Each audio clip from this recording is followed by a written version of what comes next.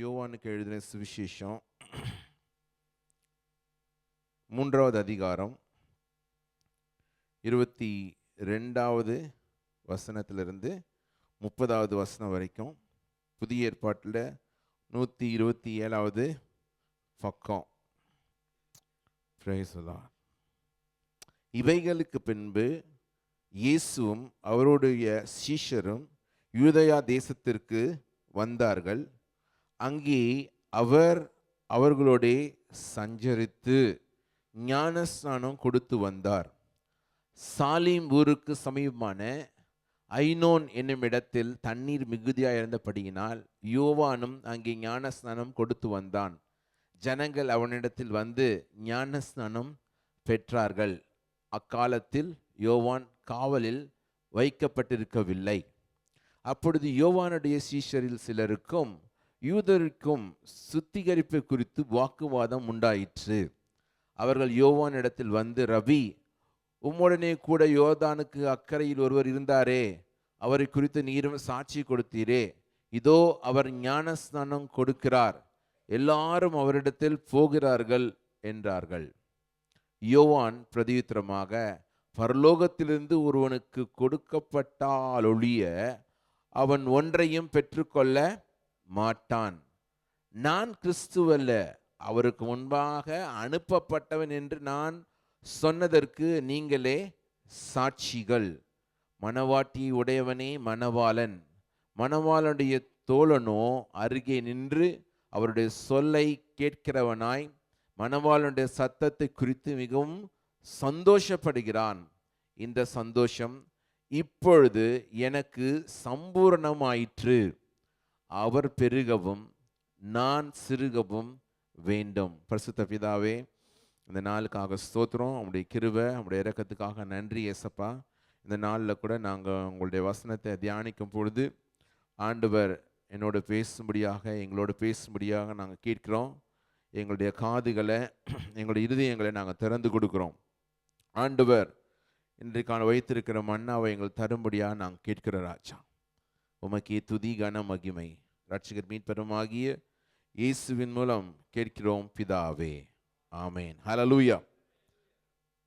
அப்போஸ்தலனாகிய யோவான் எழுதின இந்த சுவிசேஷத்தில் நம்ம பார்க்கிறோம், ஆண்டவராகிய இயேசு கிறிஸ்துவினுடைய வாழ்க்கை வரலாறு வேதாகமத்தில் குறிப்பாக 4 புத்தகங்கள் எழுதப்பட்டிருக்கிறது. மத்தேயு, மார்க்கு, லூக்கா, யோவான்.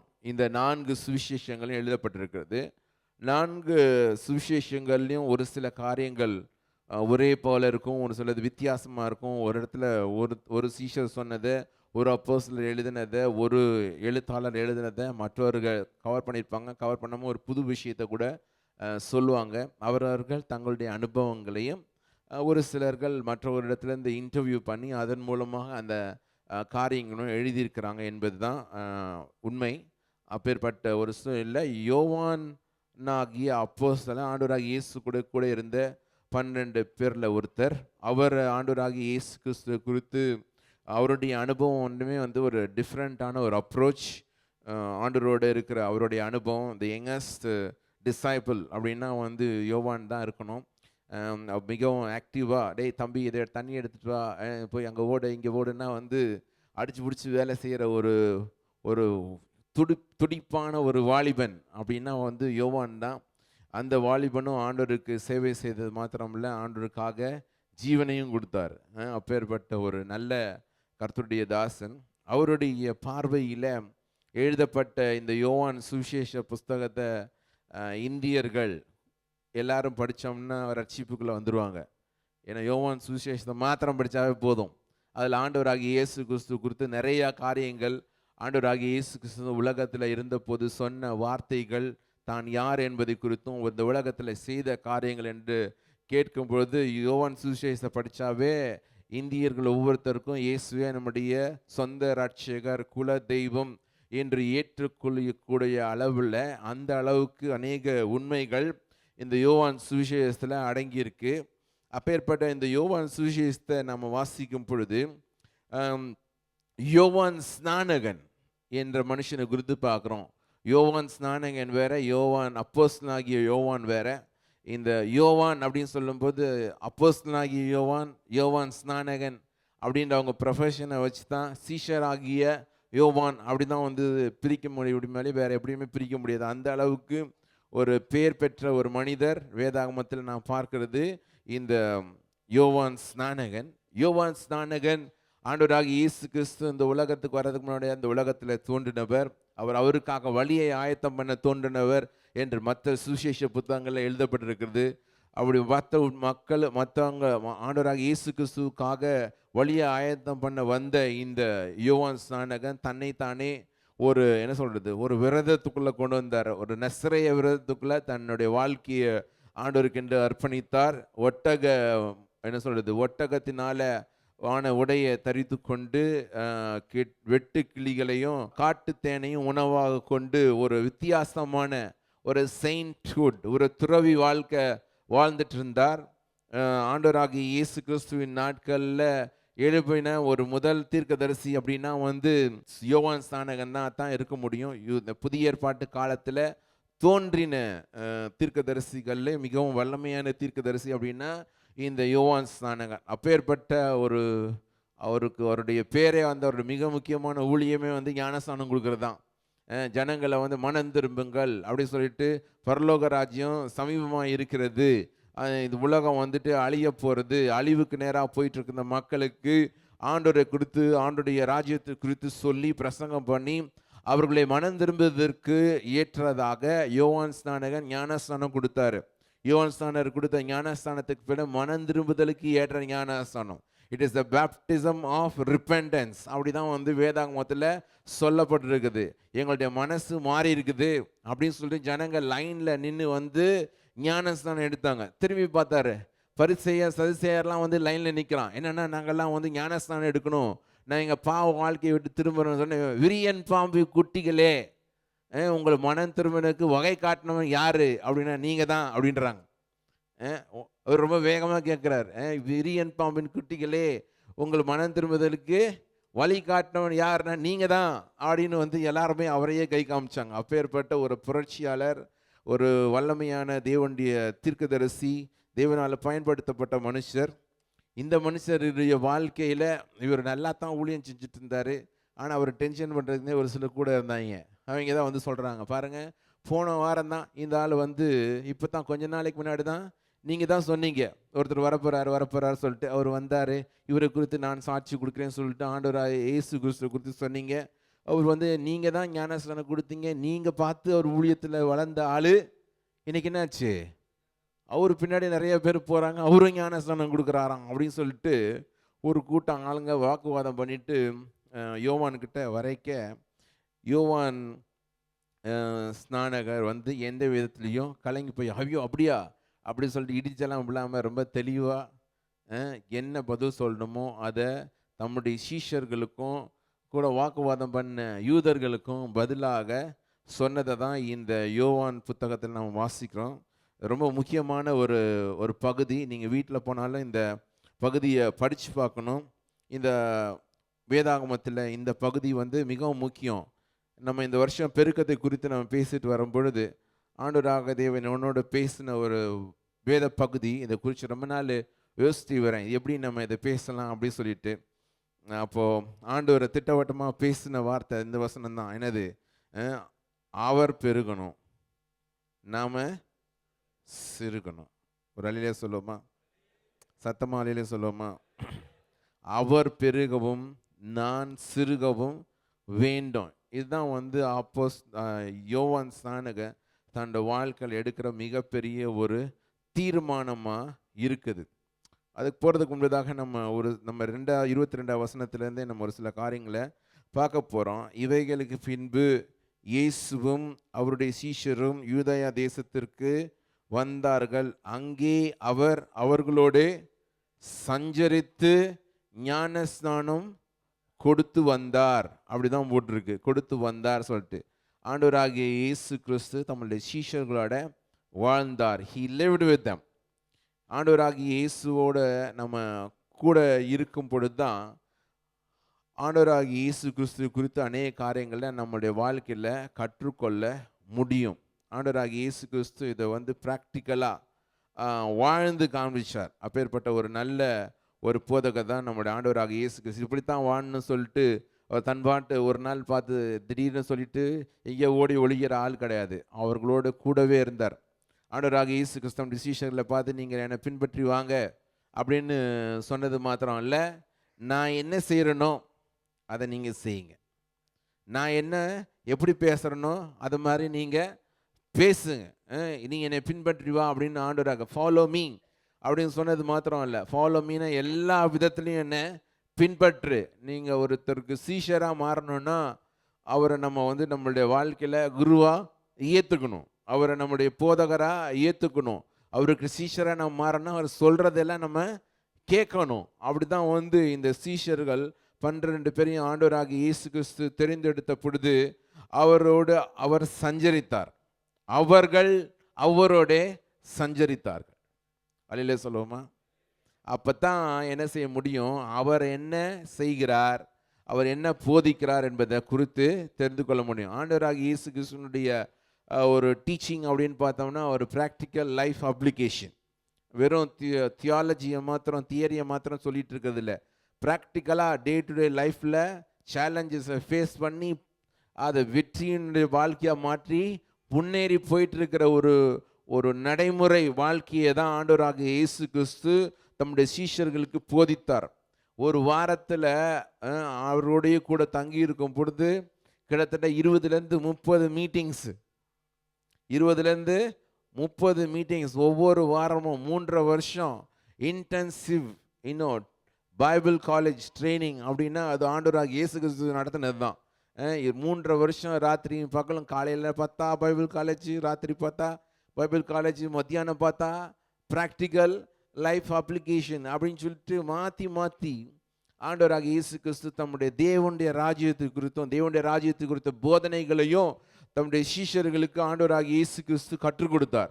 கற்றுக் கொடுத்தது மாத்திரம்னா இதன்படி நடவுங்கள், எப்படி நடக்கிறதுன்னு இவர் வாழ்ந்து காமிச்சார். ஆண்டவராக இயேசு கிறிஸ்து தான் வாழ்ந்து காமிச்சார். இப்போ நீங்கள் செய்ய வேண்டியதெல்லாம், நான் எப்படி வியாதியஸ்தருக்கு ஜெபம் பண்ணுறனோ, நான் எப்படி பிசாசு பிடிச்சவனே விரட்டுறனோ, எப்படி இயற்கைக்கு எதிராக பேசுகிறனோ அதே மாதிரி நீங்களும் செய்யுங்க அப்படின்னு சொன்னார். சொல்கிறது மாத்திரம் இல்லை, ஆண்டவராக இயேசுக்கு சொன்னார், பார்ப்பா நான் இப்போ என்னோட ட்ரைனிங் கூட இருக்கிறேன், நான் திடீர்னு உங்களை அனுப்புவேன், திடீர்னு உங்களை நான் அனுப்புவேன். ஊழியத்துக்கு போகும்போது நீங்கள் போகணும். ஊழியத்துக்கு ஐயோ இயேசு நீங்கள் எங்கள் கூட வரலான்னு நாங்கள்லாம் ஒன்றும் செய்ய முடியாதுல்ல, நான் உங்களை அனுப்புகிறேன், உங்களுக்காக ஜெபம் பண்ணுறேன், நீங்கள் போங்க. ஆண்டவராக இயேசு கிறிஸ்து 12 சீஷரில் தேர்ந்தெடுத்தார். அதுக்கப்புறம் 70 பேரை தேர்ந்தெடுத்தார். அந்த 70 பேரும் என்ன பண்ணாங்க, கிராமங்களுக்கு 2 பேரை அனுப்பிச்சி வச்சார். அந்த 2 பேரும் கிராமங்களில் போய் அநேக அற்புதங்களும் அதிசயங்களையும் செஞ்சுட்டு திரும்பி வந்தாங்க. திரும்பி உட்காந்து ஒரு அனாலிசிஸ் நடக்குது. ஆண்டவரே நாங்கள் போனோம் பாருங்கள், வியாதியஸ்தர்கள்லாம் சுஸ்தமானாங்க, நிறைய பேர் எங்களை ஏற்றுக்கொண்டாங்க, நீங்கள் போதிச்ச அதே போதனையை தான் நாங்களாம் போதிச்சோம், அங்கே பெரிய காரியங்கள் நடந்துச்சு. ஆனால் ஒரு பிரச்சனை என்ன, பிசாசு ஓட மாட்டேங்குது, பிசாசு ஓட மாட்டேங்க அப்படின்னா ஆண்டவராக இயேசு கிறிஸ்து கொஞ்சம் யோசிச்சான். அந்த பாரு, இவ்விதமான பிசாசு ஜெபத்தினால உபவாசத்தினால ஜெபத்தை இன்சிஸ்ட் பண்ணி ஆண்டவராக இயேசு கிறிஸ்து சொல்கிறாரு, ஜெபம் பண்ணணும், ஆயத்தத்தோடு போகணும், அப்போ தான் என்ன பண்ண முடியும், பிசாசுகளை விரட்ட முடியும். அப்படிங்கிறதான சொல்யூஷனையும் கொடுத்தார். பிரச்சனையை சொன்னோன்னே அது அப்படிதான்ப்பா, அதெல்லாம் கண்டுக்காதப்பான்னு சொல்லலை. ஆண்டவராக இயேசு கிறிஸ்து நல்லா ஜெபம் பண்ணிட்டு போங்க, அடுத்த தடவை போனால் பிசாசெல்லாம் ஓடிடும், என்னையை பார்த்தா மாத்திரம் ஓடாது, உங்களை பார்த்தாலும் ஓடிடுன்ற ஒரு தைரியத்தை கொடுத்தார். அதனாலே சொல்லுமா, அப்படி ஒரு நல்ல ஆண்டவர் தான் நம்மளோட ஆண்டவராகிய இயேசு கிறிஸ்து. அல்லேலூயா. 3.5 வருஷம் அவர்களோட சஞ்சரித்தார். அவர்களை ஆண்டவராகிய இயேசு கிறிஸ்து தம்முடைய போதகராக ஏற்றுக்கொள்ளும் பொழுது அவர்களோடையே கூட he spent time with them. No way that you can grow. There is no shortcut for discipleship. நம்மளுடைய சீஷத்துவ வாழ்க்கைக்கு குறுக்கு வழி எதுவுமே கிடையாது. இன்ஸ்டன்ட் காஃபி கிடைக்கும், இன்ஸ்டன்ட் நூடுல்ஸ் கிடைக்கும், இன்ஸ்டன்ட் பால் பவுடர் கிடைக்கும், இன்ஸ்டன்ட் பிரியாணி கிடைக்கும். இன்ஸ்டன்ட் சீஷத்துவம் கிடைக்கவே கிடைக்காது. ஆமென். அதுக்கு நேரத்தை செலவு பண்ணும், நேரத்தை செலவு பண்ணும், ஆண்டவரோட நேரத்தை செலவு பண்ணும். 100 நாளில் கோடீஸ்வரன் ஆகிறது எப்படி அப்படின்னா அதை உட்காந்து முக்கி படிப்போம். வெற்றியின் வாழ்க்கையின் ரகசியத்தை வேதாகமத்தில் தான் சொல்லப்பட்டிருக்குது. ஒரு மனுஷன் எப்படி வெற்றியாக வாழணும், எங்கெல்லாம் வழி உலக முடியும், எங்கே வெற்றியாக கவனமாக இருக்கணும் என்பதை குறித்து ஆண்டவருடைய வேதாகமத்தில் தெளிவாக சொல்லியிருக்குது. ஆண்டவராகிய இயேசு கிறிஸ்துவின் போதகத்தை நம்ம பின்பற்றினாமே நம்ம வெற்றியுண்ட வாழ்க்கைக்கான நடைமுறை அனுபவமாக அது இருக்குது. அதை நம்ம பின்பற்றினாமே நம்மளோட வாழ்க்கை வெற்றியின் வாழ்க்கை உண்டாகும். அல்லேலூயா. விசுவாசத்தை எப்படி ப்ராக்டிக்கலாக நம்மளோட வாழ்க்கையில் அப்பியாசப்படுத்துது, எப்படி அதை உபயோகப்படுத்துறது என்பது ஆண்டவராகிய இயேசு கிறிஸ்துவை போல இந்த உலகத்தில் போதிச்ச மனுஷர் வேறு யாருமே கிடையாது. அந்த அளவுக்கு ஆண்டவராகிய இயேசு கிறிஸ்து தம்முடைய சீஷர்களோட இருக்கையில் அவர்களோட கூட இருந்தார், அவர்களுக்கு போதித்தார். அது மாத்திரம் இல்லை, ஞானஸ்நானம் கொடுத்து வந்தார். ஆண்டவராகிய இயேசு கிறிஸ்து ஞானஸ்நானம் கொடுத்தாருன்னா பர்சனலாக அவர் யாருக்கும் ஞானஸ்நானம் கொடுக்கலங்க. அவர் பிரசங்கம் பண்ண அந்த பிரசங்கத்தினால அநேகர் மனம் திரும்பினாங்க. மனம் திரும்பினவரெல்லாம் அவருடைய சீஷர்களாகிய இந்த 12 பேரையும் சொல்லி நீங்கள் ஞானஸ்நானம் கொடுங்க அப்படின்னு சொல்லிட்டு ஞானஸ்நானம் ஆண்டவராகிய இயேசு கிறிஸ்து கொடுத்தார். அவருடைய வேலை வந்தது. ஆண்டவராகிய இயேசு கிறிஸ்து ஊழியம் செய்யறதுக்கான வேலை வந்தது. அதனால அவர் ஊழியம் செஞ்சார். நீ ஒரு சர்ச் ஆரம்பிக்கிறியா, நானும் ஒரு சர்ச் ஆரம்பிக்கிறேன். நீ ஞானஸ்நானம் கொடுக்குறியா, நானும் ஞானஸ்நானம் கொடுக்குறேன். நீ உபவாச கூட்டம் நடத்துறியா, நீங்கள் 21 நாள் உபவாசம் கூட்டம் நடத்துறீங்க, நான் 40 நாள் உபவாச கூட்டம் நடத்துவோம் அப்படின்ட்டு போட்டிக்காக ஆண்டவராகிய இயேசு கிறிஸ்து ஆரம்பிக்கல. ஆண்டவராகிய இயேசு கிறிஸ்து தான் அந்த வாழ்க்கையின் நடுநாயகனாய் திகழ்ந்தார். அல்லேலூயா சொல்லுவோமா? அந்த காலகட்டத்தினுடைய சூப்பர் ஹீரோவே ஆண்டவராகிய இயேசு கிறிஸ்து தான். சரித்திரத்தின் உலக சரித்திரத்தினுடைய நடுநாயகரே ஆண்டவராகிய இயேசு கிறிஸ்து தான் என்பதை யோவான் ஸ்நானகன் தன்னுடைய சொந்த மொழியில் சொல்கிறத தான் நாம் இங்கே பார்க்குறோம். எப்படி பார்க்குறோம்? இந்த 27வது வசனத்தில் 27வது வசனத்தில் சொல்றார், யோவான் பிரதியுத்தரமாக, பரலோகத்திலிருந்து ஒருவனுக்கு கொடுக்கப்பட்டால் ஒழிய அவன் ஒன்றையும் பெற்றுக்கொள்ள மாட்டான். தெல்ல தெளிவாக சொல்றார். அந்த நாட்களில் ஆண்டவருடைய கரத்திலிருந்து ஒருவன் ஒரு கட்டளையே ஆசீர்வாதத்தை உயர்வை பெற்றுக்கொள்ளால் ஒழியன்னு ஆண்டவர் என்று பேரை சொல்ல மாட்டாங்க. அதுக்கு ஏன்னா அது பரிசுத்தமான ஒரு வார்த்தை. அந்த வார்த்தையை சொல்றதுக்கு பதிலாக பரலோகத்தில், ஃப்ரம் ஹெவன் அப்படிதான் a man can receive nothing except it being given him from heaven அப்படின்னு சொல்லிட்டு ஆண்டவருடைய கரத்தை குறித்து, பிதாவுடைய கரத்தை குறித்து அந்த நாளில் ஒரு டெர்மினாலஜி, ஒரு ஒரு ஒரு ஒரு என்ன சொல்றது, ஒரு எழுத்து வாக்கியம், சொல் வாக்கியம் அப்படிதான் ஆண்டவர்னு சொல்ல மாட்டாங்க. ஏன்னா ஆண்டவர் பரிசுத்தமானவர். அந்த பரிசுத்தமான ஆண்டவரை தமிழ் வாயால் நம்ம அன்றாட பேச்சுக்கு சொல்லக்கூடாது அப்படின்ற ஒரு பயம் இருந்துச்சு, தெய்வ பயம் இருந்துச்சு. அதனால என்ன பண்ணுவாங்க, அது சொல்லவே மாட்டாங்க. அதுக்கு பதிலாக என்ன பண்ணுவாங்க, பரலோகம், பரலோகத்திலிருந்து ஒருவனுக்கு கொடுக்கப்பட்டாள் அப்படின்னா பரலோகத்திலிருந்து ஒருத்தர் கொடுக்குறாரு. யார் கொடுக்குறா? ஆண்டவர் கொடுக்குறா. அதை ஒருத்தர் வாங்கியிருக்கிறாரு.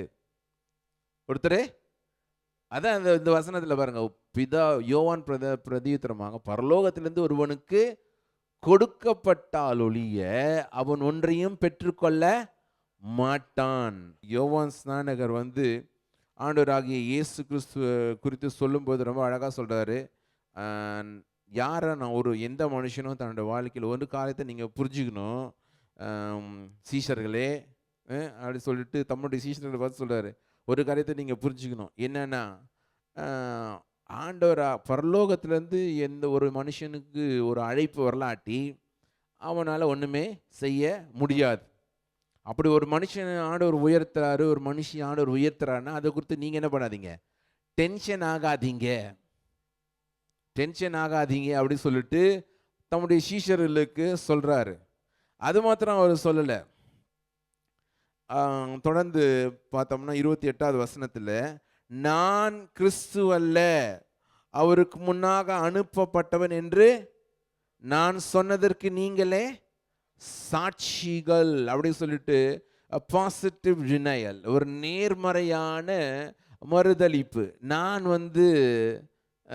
கிறிஸ்து கிடையாது, நான் கிறிஸ்துவுக்கு முன்பாக அனுப்பப்பட்ட ஒரு ஆயத்தம் பண்ணுகிற ஒரு மனுஷன்தான் அப்படின்றத ரொம்ப நேர்மையான முறையில் யோவான் ஸ்நானகர் தம்முடைய சீஷர்களுக்கு பகிர்ந்து கொள்றதை நாம் பார்க்குறோம். அது மாத்திரம் அல்ல, நான் கிறிஸ்து அல்ல, அவரே கிறிஸ்து. அப்படின்னா என்னைய பார்க்காதீங்க, இயேசுவை பாருங்க. அவர் பெரிய காரியங்களை செய்கிறாருன்னா அவர் தான் அழைக்கப்பட்டவர். அவருடைய வழி ஆயத்தம் பண்ண வந்தவன் தான் நான் ஞானஸ்தானம் தான் கொடுக்க முடியும். அவர் உங்களுக்கு வாழ்க்கையே கொடுக்க முடியும். ஹல்லேலூயா.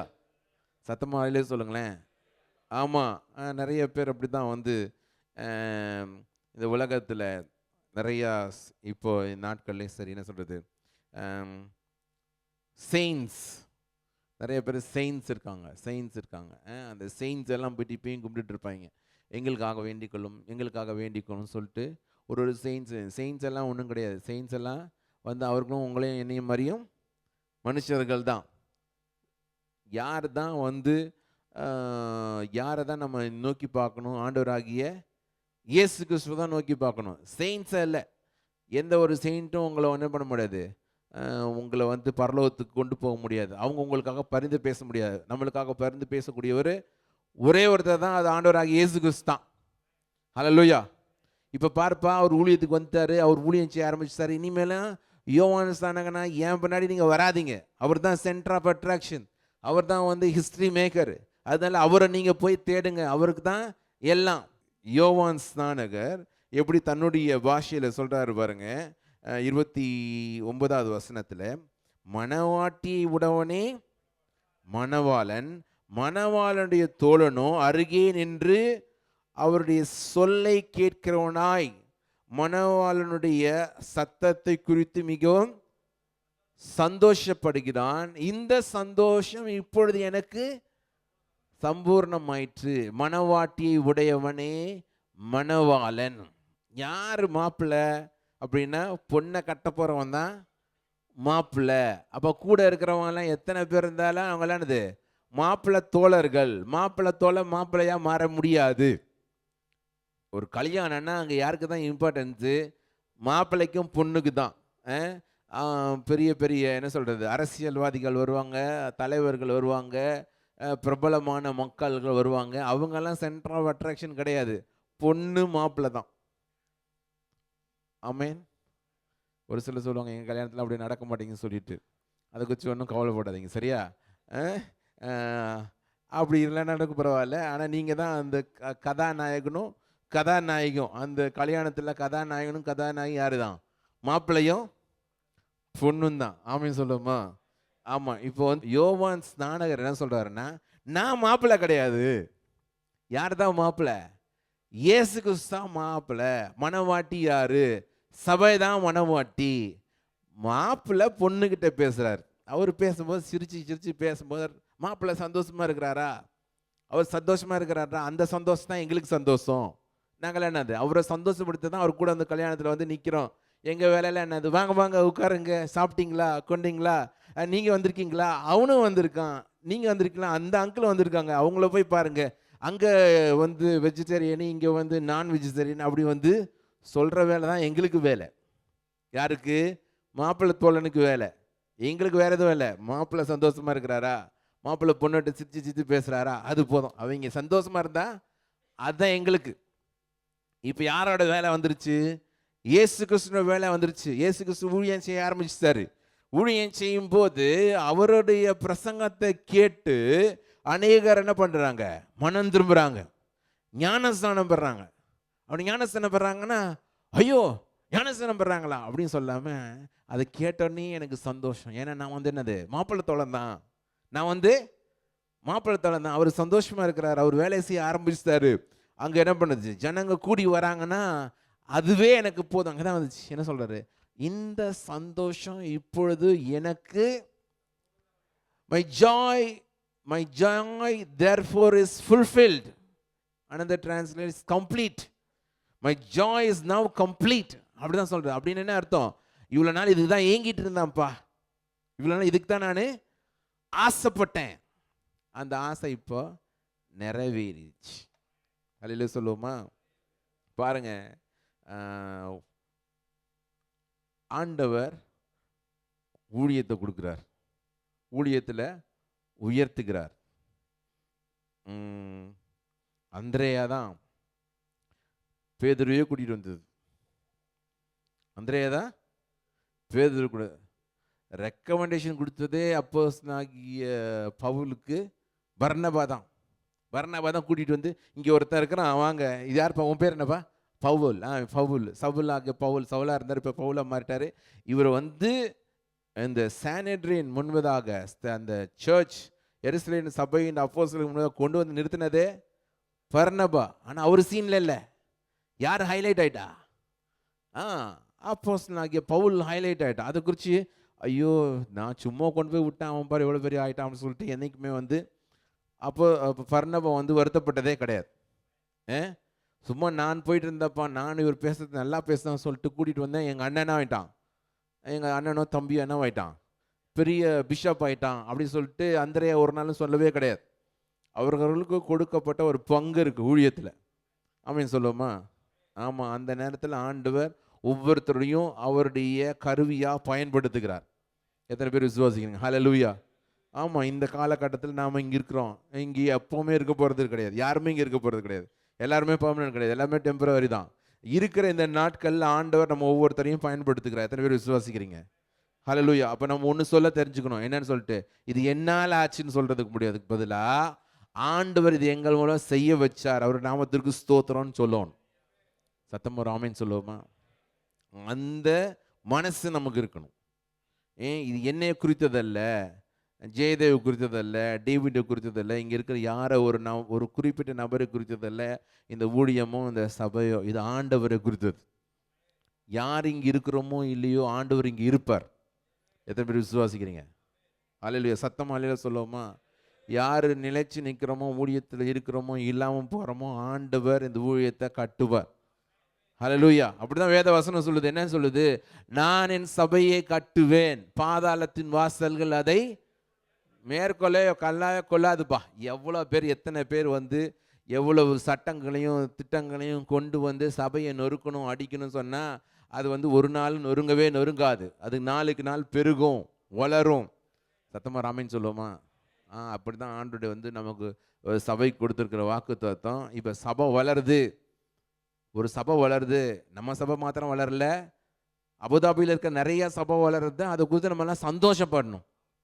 ஒரு காரியங்க நம்ம எல்லாரும் ஞாபகம் வச்சுக்கணும், நம்ம எல்லாரும் ஆண்டுக்கு தான் ஊழியம் செய்கிறோம். ஆண்டோட நாம மகிமைப்படுறது தான் முக்கியம். யோவான் ஸ்நானகர் சொல்ல வர்றது, நான் சென்டர் ஆஃப் அட்ராக்ஷனே கிடையாது. நம்ம பேரை நான் இதை செஞ்சேன் அதை செஞ்சேன்னு சொல்கிறதில்ல, பெருமைப்படாதீங்க. ஆண்டவர் என்ன பயன்படுத்தினா அதுக்காக அவருக்கு ஸ்தோத்திரம்னு அக்னாலேஜ் பண்ண பழகிக்கோங்க. ஆமீன் சொல்லுவோமா? யோவான் ஸ்நானகர், ஜான் த பேப்டிஸ்ட் இங்கே சொல்ற வருகிறார். அவர் வந்து ஆண்டவர் பயன்படுத்துகிறாரு. இயேசு கிறிஸ்துவ ஆண்டவர் பயன்படுத்துகிறாரு. சபை நாளுக்கு நாள் வளருது அப்படின்னு கேட்ட உடனே எனக்கு சந்தோஷம். எனக்கு அந்த சந்தோஷம் என்னாச்சு? It come to the maximum. இப்போ வந்து சபைகள்லாம் அபுதாபியில் வளருது அப்படின்ற சந்தோஷம். அது வந்து யார் கேட்டால் ரொம்ப சந்தோஷப்படுவாங்க தெரியுமா? இந்த அபுதாபியில் இருக்கிற சபைகளுக்காக, யுஏயில் இருக்கிற சபைகளுக்காக எத்தனையோ பெரியவங்க, எத்தனையோ ஊழியக்காரங்க, எத்தனையோ நாலு பகலாக வேலை செஞ்சுட்டு சாயங்காலம் ஆனால் கேம்பில் எல்லாம் போய் ஊழியம் செஞ்சு ரிட்டையர்ட் ஆகி இப்போ வீட்டில் உட்காந்துட்டு இருக்காங்க. இப்போ ஜெபம் பண்ணுவாங்க. இப்போ யோசிச்சுட்டே இருப்பாங்க, என்ன நினைச்சுப்பாங்க, அபுதாபியில் செஞ்சு ஊழியம், அபுதாபியில் செஞ்சு ஜெபம் அப்படி சொல்லிட்டு அவங்க கேட்கணும், என்னென்ன இப்போ ஆண்டவர் எப்படி இங்கே சபைகளை பயன்படுத்துகிறாரு அப்படின்னு கேள்விப்பட்டேன்னா, நான் அந்த நாட்களில் ஆண்டவருக்காக பட்ட பிரயாசம் விருதாவா போகலை, அநேகரை ஆண்டவர் இந்த நாளில் பயன்படுத்தி வர்றாரு அப்படின்னு தேவனுடைய நாமத்தை மகிமைப்படுத்துவாங்க. ஹல்லேலூயா சொல்லுவோமா? ஹல்லேலூயா. அப்பேற்பட்ட அக்னாலேஜ் பண்ணுற ஊழியக்காரங்க நம்ம எல்லாருமே அப்படி சொல்கிறதுக்கு பழகிக்கணும். ஹல்லேலூயா சொல்லுவோமா? ஆமாம். அதனால் வந்து don't just get carried away. நிறைய பேர் சர்ச்சுக்கு வராங்க, நிறைய குடும்பங்கள் சேர்ப்பது ஸ்தோத்திரம். இதுக்காக எத்தனையோ பேர் குடும்பங்கள்லாம் ஒன்றா இருக்கணும்னு சொல்லிட்டு ஜெபம் பண்ணுற குடும்பங்கள், ஜெபம் பண்ண ஊழியக்காரங்க எல்லாம் எத்தனையோ பேர் இருந்திருக்காங்க இந்த தேசத்தில். எத்தனையோ ராக்கணக்கா உபவாச ஜெபம், அந்த ஜெபம் இந்த ஜெபம்னு எவ்வளோப்பட்ட ஜெபத்தை செஞ்சுருக்காங்க. அந்த பலனை தான் நம்ம பார்த்துட்ருக்கோம். இப்போ நம்ம நல்லா இருக்கோம்னா நாம் பண்ண ஒரு இது கிடையாது. அஃப்கோர்ஸ் ஒரு முயற்சி இருக்குது, ஆனால் இது மாத்திரம் கிடையாது அப்படின்றத நம்ம மறந்துடக்கூடாது. ஹல்லேலூயா. அப்படி தான் இங்கே யோவான் ஸ்நானகரும் சொல்ல வருகிறார். இப்போ வந்து எனக்கு ரொம்ப சந்தோஷம், என்னுடைய மகிழ்ச்சி கம்ப்ளீட் ஆயிடுச்சு. அதுக்கு அடுத்த வசனம் 30ஆம் வசனம் தான் கிளைமேக்ஸ். இது எப்படி தெரியுமா உங்களுக்கு சொல்ல வைக்கிறேன், உங்களுக்கு புரிகிற மாதிரி சொல்கிறேன் அப்படின்னு சொல்லிட்டு ஒரு வந்து கிளைமேக்ஸில் சொல்கிறார். என்னன்னா, அவர் பெருகணும், நான் சிறுகணும். இதுதான் என்னுடைய வாழ்க்கையினுடைய my personal delight is that I'm hearing that God is using Jesus, the Son of God. My primary desire, என்னுடைய பெரிய ஆசை என்ன தெரியுமா, நான் சிறுகணும், அவர் பெருகணும். ஹல்லேலூயா. சத்தமாரிலே சொல்லுமா. ஆண்டவராகிய இயேசு கிறிஸ்து நம்ம ஒவ்வொருத்தருடைய வாழ்க்கையினும் பெருக வேண்டும். ஹல்லேலூயா சொல்லுவோமா. ஆண்டவர் நம்ம எவ்வளோ நேரம், இப்போ நான் ஏற்கனவே சொன்னேன், சீஷர்களோட ஆண்டவராகிய இயேசு கிறிஸ்து நேரத்தை செலவழித்தார், அவரோட வாழ்ந்தார். அப்படி வாழும்போது ஆண்டவருடைய இயேசு கிறிஸ்துவிடத்தில் அநேக காரியங்களை அவர்கள் கற்றுக்கொண்டார்கள். கற்றுக்கொள்ளும்போது தான் இயேசு கிறிஸ்து இல்லாத நாளில் அவரை குறித்து அவர் தொடர்ந்து அவர் எண்ணத்தை அதை போச்சிட்டு இருக்க முடியும்.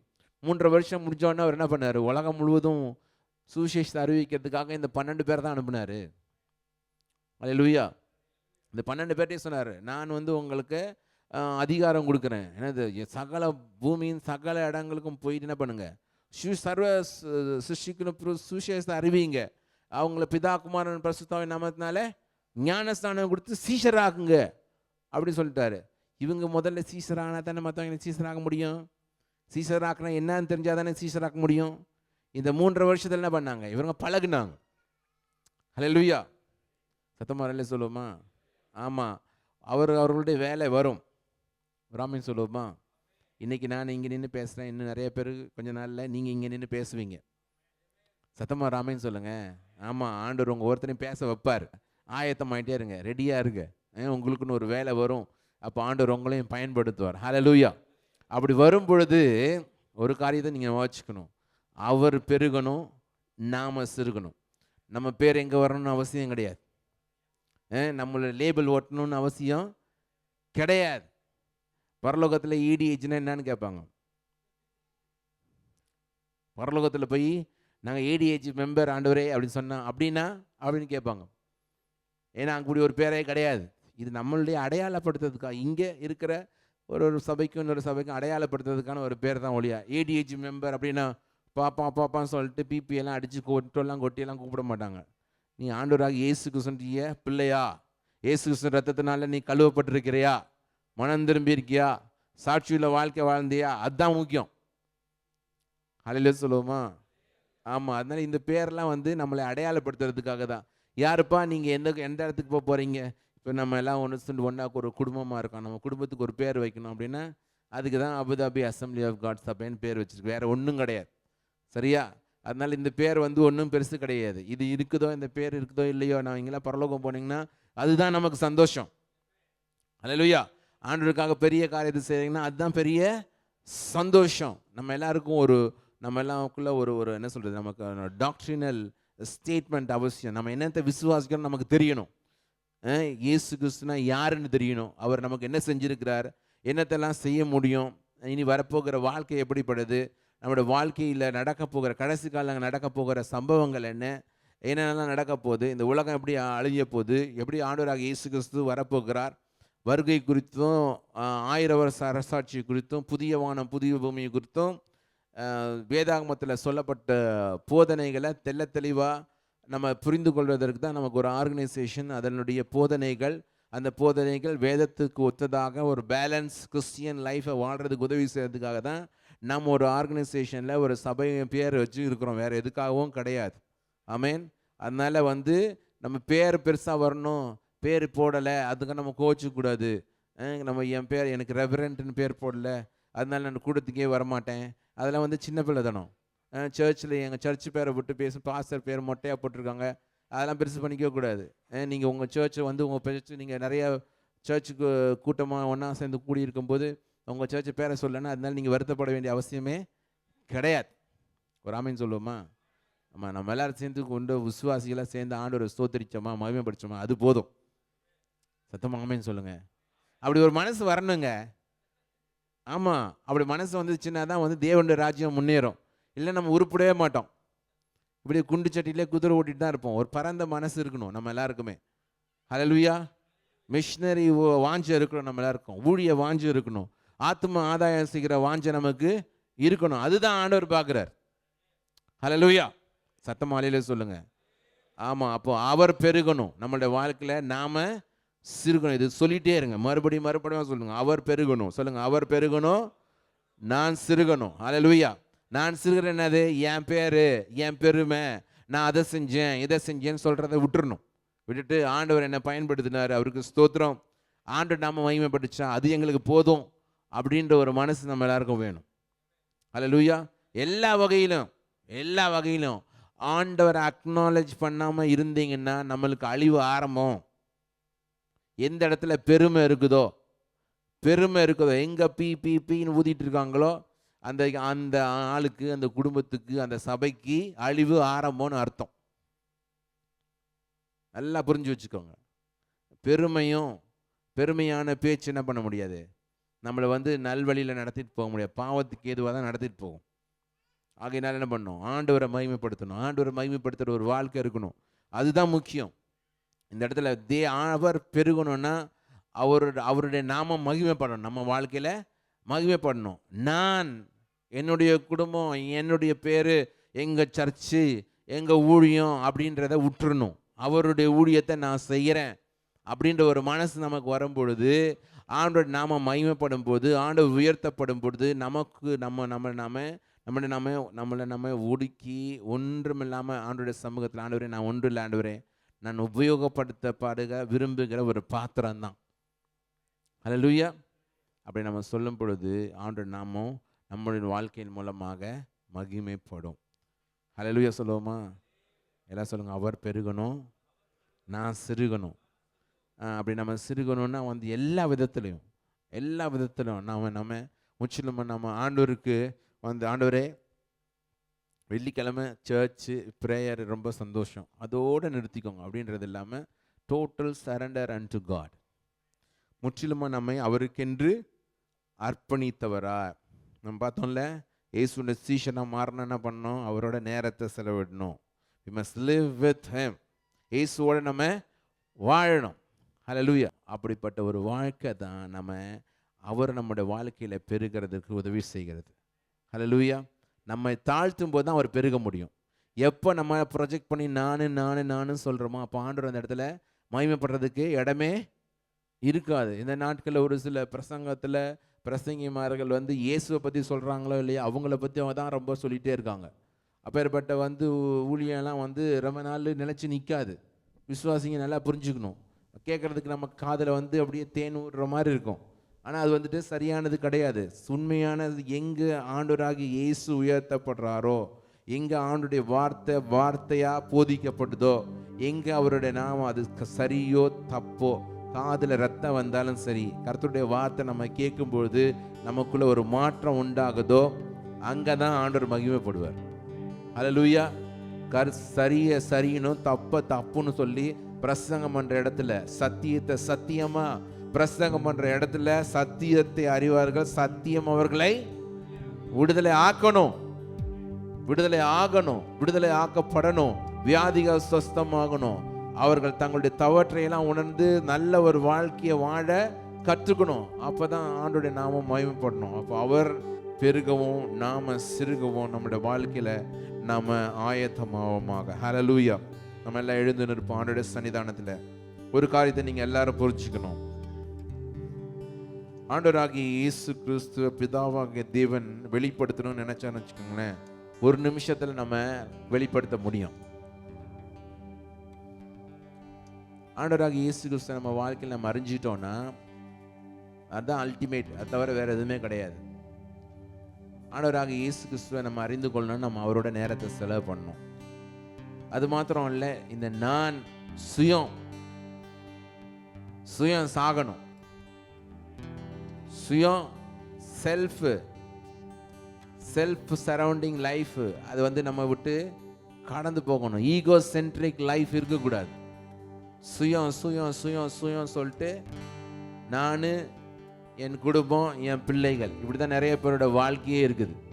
அதை தவிர வேற எதுவும் ஜெபமே பண்ண மாட்டாங்க அவங்க வீழ்க்கையில். குடும்ப ஜெபம் பண்ணாலும் இயேசுவே அம்மாவை ஆசீர்வதியும், அப்பாவை ஆசீர்வதியும், பிள்ளைங்களை ஆசீர்வதியும், ஆமேன்.